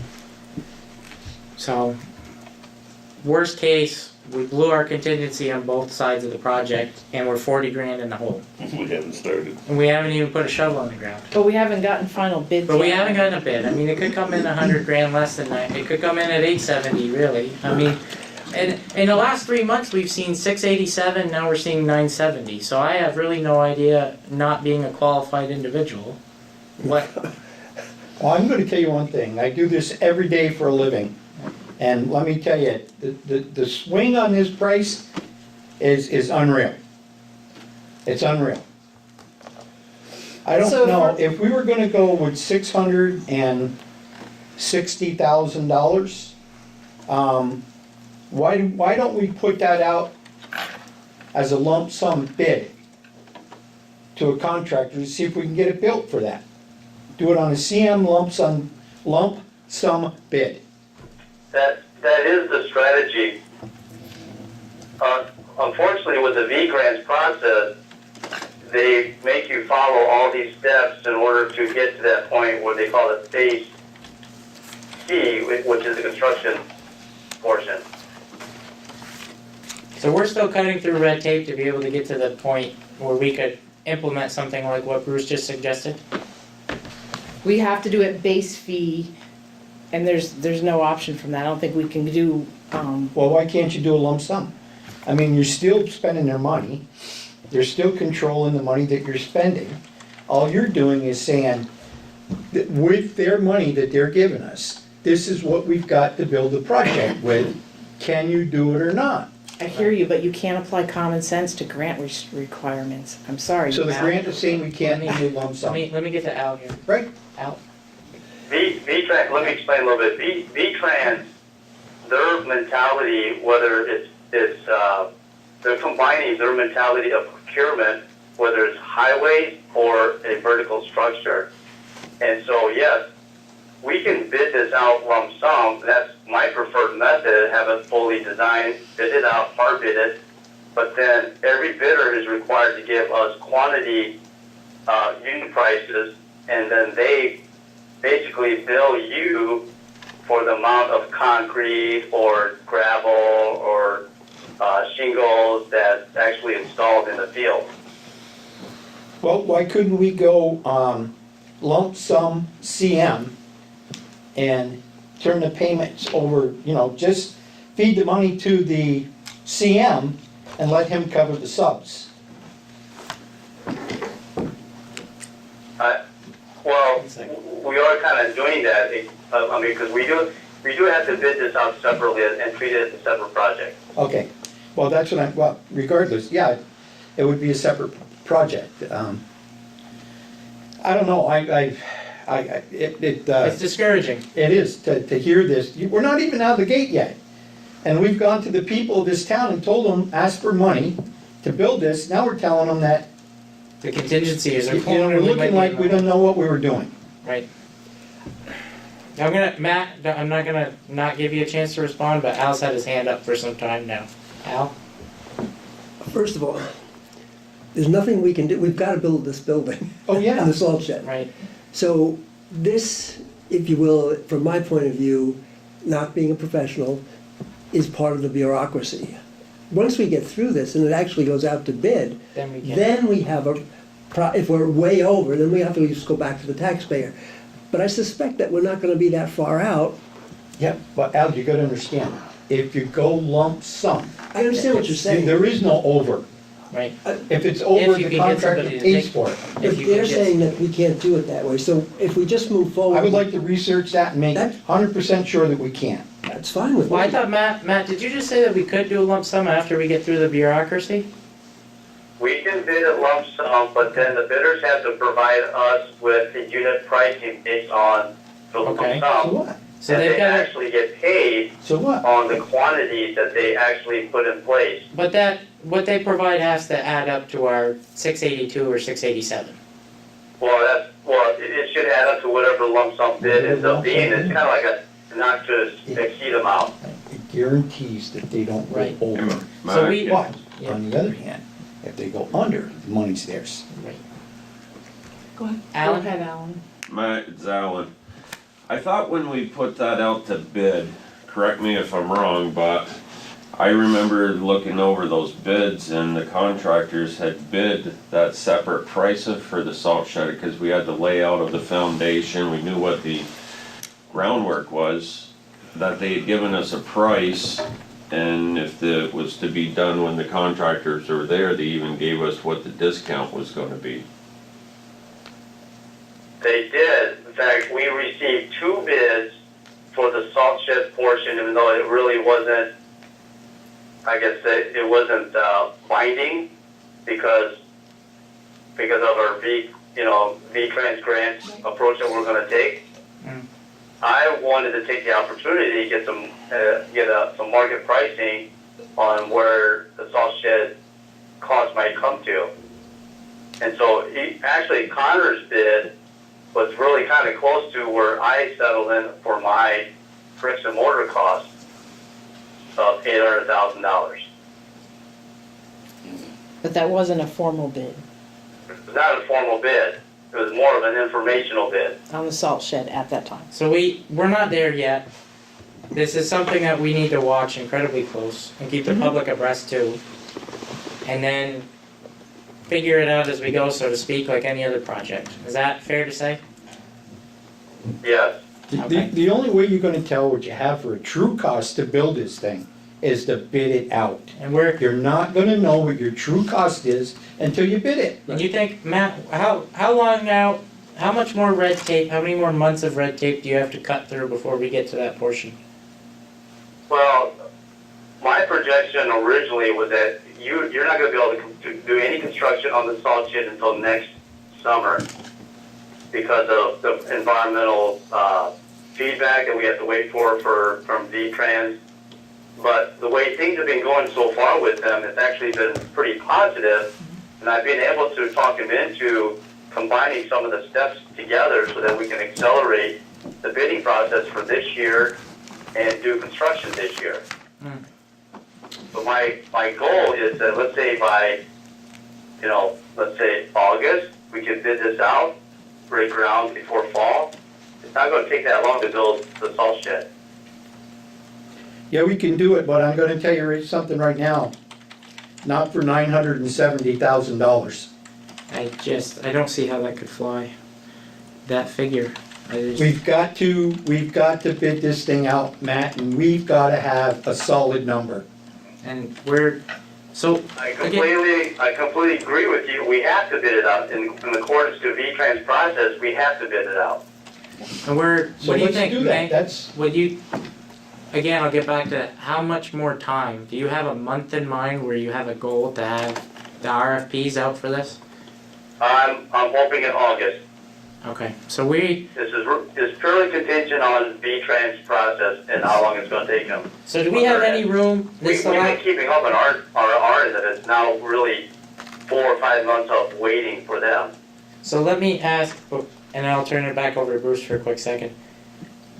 how much more opportunity do we have throughout the construction process for our team to value engineer and try to come up with some money to cover this? I know we did it a lot together as a group, but how much more of an opportunity is there now that we're actually putting shovels in the ground? On the garage, to try to free up some capital for this shed? You've got probably, well, I'm not talking big material changes, I'm talking about little, What do you value engineer out of concrete and wood? yeah, that's a good I point. mean, you've got nothing else there. Yeah, we'd have to cut something too material. It would change what the voters voted on. So I'm gonna, let's stop kicking this thing around and say this. Matt, I think we're in a situation now where we backed ourselves into a corner where we've got to get this thing out the bid to find out how much it's gonna cost us and do it lump sum. So, Bruce, we are gonna do that, but I cannot just arbitrarily take this out to bid without following all the steps I have to follow. Okay, follow the and- steps and then. he said it might take him until August to get to that point. Then So, we what do we know that gotta now? agree to do it. So we're okay, we're monitoring, Right. we appreciate the heads up months ahead of time. If So- there are, I know we have to get to the value management portion of the estimate before we end this conversation. I would just say, let's keep a monitor on it, and any area that you find as our owner's rep that could save us, I don't care if it's $5,000, I wanna know about it. I don't know, that's me personally, I don't speak for the entire board, but. Now, I'm gonna say this, I don't think the completion date is as important right now as the price tag is. But let's move on to your page 6 of 7, your value management. If you don't mind, I'll just read and then we can talk about it, if that works for you. So, item number 1, is the only, really, there are a couple big figures, but delete the lean-tos basically. And instead of doing concrete underneath where the lean-tos would be, do asphalt, save $138,000. I don't think that we can do that, given the scope of the project that we presented that was passed. How can we do that? We've So- already sold something to So them. we've got consensus to not go through with number 1. Number 2, replace the vinyl curtain with a 6-foot high commercial chain link fence, save $11,000. I don't wanna call myself a hypocrite for saying I wanna know if we can save $5,000, but let's keep the vinyl curtain in there and then just keep talking about that. If we get down to the point where we're trying to skimp and save, that might be the first thing that goes. Item number 3, the last item, is to replace the metal siding with LP Smart Side panels and replace the metal standing seam roof with a shingle. I don't think we could do that either, Matt. I know it would save us $43,100, but we're stuck to the point now where we have the scope of a project that's been approved and we have to stick to it. Barring like you brought items forward, like let's change the bathtub out for this and save this. No brainers. Maybe we look at that and, delegate your time in that direction instead of trying to cut the scope of the project to save big figures. If we get to the point where we have to consider that, If worst comes to worst, we will have another tax payment from the, what do you call the property? local Yeah, option Local tax. option tax. if worse comes to, I would not like to do that, I but know that, but we have to move forward, we have to move these. we have to things build over. it. There's one way, let's just follow through and let them Yeah. Yeah. bid it Well, see, out. and- we're I'm not early. worried- I'm not worried about it. The big thing is Like we're I months said- ahead of time. Like I said. One step at Al, a time. Right, The exactly. duration of the project isn't as important right now as the cost is. Right. But even that should not stop No, two buildings. Let's So Matt, roll with the DPW to start with, let's get that rolling. Yep. Leave it the way So it is. Matt, This other one will fit in. Alright, so we're just gonna keep moving forward, keep doing what you're doing, keep us up to date, and thank you for answering and talking with us tonight. Okay. Do you have anything else for us? Do you have anything else that you need from us tonight? Me, no, I don't know. Okay, well, thank you, Matt. Been a pleasure as always. If anybody has any Okay. questions or comments, Matt, you don't have to stay on the phone for this, but please do call in, 524-2415. It's been an entertaining meeting so far. You're still on speakerphone. All right, good night, guys. Good night. Thank you, Matt. Thank you. In the interest of moving forward, we're at public comment now. Does any member of the public have a comment? Does any board member, would any board member? Okay, Al's raising his hand. I have two. The first, the old board appointed Warren Ham and I to look into establishing, or finding out what we have to do for the town, what the town has to do, what the select board will have to approve to create a harbor master and a mooring policy. So we've been working on this, and it's quite interesting that over the 13 years, or since 19 years since Newport got its approval, the governments have changed significantly, so that when I started researching, the Water Resource Board was dissolved and the information defaulted to the Natural Resource Board. I called the Natural Resource Board and they said I had to call the Lakes and Ponds program. I called the Lakes and Ponds program and they said they didn't know anything about it. I should call the Army Corps of Engineers. So I called the Army Corps of Engineers, and the Army Corps says, this is the Vermont office, said, we don't know a thing about that. We don't know what the jurisdiction. Tell you what, have the select board just pass an ordinance and we will look the other way. I said, well, that's not too helpful to me. No, did they say that? Did they really say that? He also called Maine, and Maine had no idea what to do. So I met on Thursday night. I happened to meet Patricia Moulton, who I've known for many, many years, and she was the chairman of the Water Resource Board that approved the Newport policy. So I said, here's the problem, what should I do? And she said, call the commissioner's office for the agency, or the secretary's office for the Agency of Natural Resources. So I did that, and I got the administrative assistant, and she says, I have no idea, but let me research it for you. And so I'm waiting for the agency's research to get back to me. Okay. Yeah, could the town of Shelburne be of any help? I mean, They don't know anything about oh, they did it, how'd they do it? Well, that's the question. I have to call Shelburne, but I suspect they didn't go through the state, they just did pass their own ordinance. Well, it seems to be, I'd like some guidance, more or less, Right. and I appreciate you Yeah. playing phone tag with so That's many people, but. just to keep you up to date. The other, what the heck the other one is?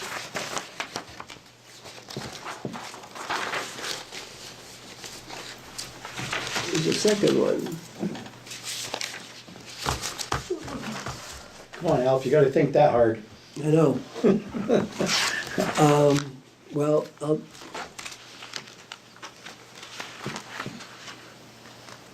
I'll let it go since I can't remember. Well, just start, I have it under other business, but I would actually like to talk to Ned about this scheduled meeting with the Select Board and Planning Commission to talk about priorities. And we did this once a year or so ago. Yeah. I think it'd be good to do that in April. You mean priorities as far as what we made up for the list? Yes, Right. but actually do Why don't we spend let an them know hour what priority together. passed? Yeah, well, I would really like to see us work on number 2. Absolutely, but New boards. spring planning session, April, do it again. The planning commission could be a part of the first hour, the select board second I think hour. that's I know we have some scheduling conflicts in April. So we have Al's gone for the first part of the month, and then Jessica, there's a scheduling conflict a little later on. Yeah, I think the second meeting. Okay. So But does the, later- well, I was thinking a separate night, not the same night, but 22nd or 29th. 22nd or 29th is. A what day? Monday. They're all Mondays. They're all Mondays, okay. I know the last one we had was pretty good, pretty Yeah, productive. well, it was very, yes. Yeah. And it helped us keep a steady hand throughout the year. Gave us targets to really shoot at. Is either one good? Just need to know. 29th's better for me. The 29th's better. That's fine. Would you like some time to maybe confirm tomorrow, Stan? Yeah, I'll just guys schedule it and it fits my schedule. Well, if it doesn't work for you, we wanna make sure that, okay. Well, so let's tentatively nail down a date for the 29th and then allow Stan some time to confirm, maybe through the end of the week. And then confirm with the planning commission maybe early next week, if that works. I don't wanna keep anybody out if we can help it. That work for everyone? Yep. Okay. Okay. Um, Find it? Al, are you good? Yeah, I'm good. Okay, so we're all I'm just set trying to there. schedule it. Any more public comment from anyone? Okay, moving on to our schedule. Our next regular meetings will be Monday, April 1st. That'll actually be the meeting in which we make all of our appointments to different boards. Please do contact the town manager's office at 524-7589, extension 5, and either Jen or Carrie will generate the list of open positions and maybe counsel you through some different We have job descriptions, maybe find something that you feel comfortable with. If you'd like to get involved, this is definitely the time of year to, stick your head out of the foxhole and figure out how you'd like to do that. We actually, just as a PSA to our volunteers out there, we have our volunteer dinner, our annual volunteer dinner at the Legion, Monday, April 8th at 5:30 p.m. We hope everybody can attend. Then we just talked about scheduling that meeting on the 29th. We're going to confirm that later. Other business? Unless anybody has anything to add under schedule? The other business, I think, these executive sessions that we have way too many of them. Agreed. And I'd like to, even tonight, I don't really see a need for all this in the executive session. I'd like to have that transparency right here in this room. I agree, and I'm gonna read a portion, I'm not gonna make a motion, but I'm gonna read a portion of the motion that we make in statute. That codifies what Stan is saying. We are going to, I'm gonna read it out as if I'm making a motion, but I'm not. I'd make a motion to go into executive session to discuss legal, contractual, or personnel issues where premature general public knowledge of the subject matter would place the town or person involved at a substantial disadvantage. That has to be what we look to every time. Is there a legal, contractual, or personnel issue that would place the town or any party involved at a substantial disadvantage if we did it out in the public? And there will be cases where that's true. That's why executive sessions exist. Now, I agree with Stan, there are some times where we may call an executive session with a gray area. That needs to stop. As long as I'm chair and I have a little bit more control over the agenda, that's gonna be what I look to as my guiding principle. Legal, contractual, or personnel, and then premature general public knowledge, putting somebody at a disadvantage. Now, there's something that we were going to talk about tonight regarding a E911 addressing correction. I talked to the town manager this morning and we discussed giving the administration more time to work with the newly appointed 3-year assessor to come up with a who will be affected, when will they be affected, why will they be affected, and how will we move forward if there are other cases. I don't want to start a discussion not knowing where we're going to take it. I'd like the assessor to come in with Carrie and say, this is what the staff has identified, this is where, this is when we're going to fix it, this is how we're going to fix it, and this is why we're here to begin with. And I think that would be fair. E911 addressing, it's one of the most awful things you can see on an agenda as a select board member because you're sure to upset almost everybody on one road. It's one of the most mundane, annoying processes in the world, especially if you don't get the joy of moving to a new place. So I agree with Stanley, we need to talk about things like that more out in the open, but I think if we give our staff more time to develop concrete proposals in regards to some of those issues, we'll be able to talk about them publicly a little bit more easier. Another thing that we were going to talk about was the sewer connection to the new garage and an update on the easement. Now, I don't know if we'd like to talk about that tonight, or if we'd like to give our staff again some more time to prepare maybe a public set of statements to make. Just know that the sewer easement for the garage is an ongoing process. Our staff has been immersed in it for months. We're not where we'd like to be, I think, that's a fair statement to make, but we're working to get to where we need to be. And Alan, Carrie, Matt Young, Cross Consulting, everybody on our team is working towards that goal. Other than that, is there anything the manager would like to add to that comment? Nope. Okay, now, there's only one other item, there's a contractual matter with a member of our project team. Do you need us to call an executive session tonight to clarify that? Or would you like? We had previously talked about it, and I think there was consensus to do that, and I can hire that individual Okay, without are that. you fine if we say this in public? Is that what we're talking about, or? would you Yeah, like- you can. So it's Matt Young, the gentleman that was just on the phone, we have a contract proposal with him to carry us from now up until the end of this calendar year, December 2019.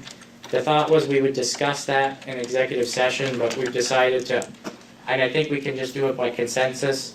Carrie, please do award the contract to Matt with your signature, as is your authority. And he's doing a lot of oversight work, I mean, right down to approving every invoice and making sure it conforms with our bid specifications. And if anybody would like to know what we're paying Matt or Cross Consulting, and if you have a specific question, please contact Carrie. It's all public. It is. And we had an update on a Brigham Road property, something unrelated to the actual project. Would you still like to call an executive session tonight to talk about that, or would you like to hold off until we have, because that, I think there's a good reason to keep it in-house. That should be executive session, whether it's tonight or in 2 weeks, makes no difference to me. Let's do it in 2 weeks. We'll do it in 2 weeks. Yeah, it's We've been kinda at it. late, so I We've mean, had a it's- long meeting. It's nothing that's super time sensitive. So. Okay, so everything that we were gonna go over in executive session tonight's been talked about now, most of it publicly. Thank you, Stan. Under other business, I have 2 small items that shouldn't take us more than maybe 10 minutes. Timer on. Thank you. Please do time me, I need help. No. Go. The board in 2016, take it back a couple years, had voted, and Bruce, you can speak to it, I think you were at the meeting, to hang a picture of Mr. Frank Montang in the boardroom. And we just, for one reason or another, we've talked to Carrie, it just hasn't happened yet. Now, I'd like to see that happen, if it's okay with this new board. I don't know if we need a motion, or if we can just move forward with consensus to honor the previous board's wish. And then the second thing I'd like to discuss with the board is, should we reach out to Bill Meinen and see where he's at with his political career, and if he says that maybe he's at the sunset, he deserves some type of an honor from the town. It's been, what, 15 years on this select board? I'm not gonna guess, it's been a long I time. think we do that for every member that, We do send a thank you. yes. Is that what you're talking about? Yeah, a thank Yes. you, and maybe we give it to him at the April 8th volunteer dinner and invite him and his wife, and maybe a member or 2 of his family to, we owe him something. And that's all I wanted to bring up, is to discuss what we would like to do. What do we owe him? He got paid $600 a year Yeah, for 15 years. for 15 years. Oh my god, you got $9,000, Bill, is that Yeah. worth all that time, if you're No, I watching at agree home? with you, Brendan. I mean, it's a lot of time he put in, a lot of And he's work. done a lot of good for the town, I mean, he wasn't.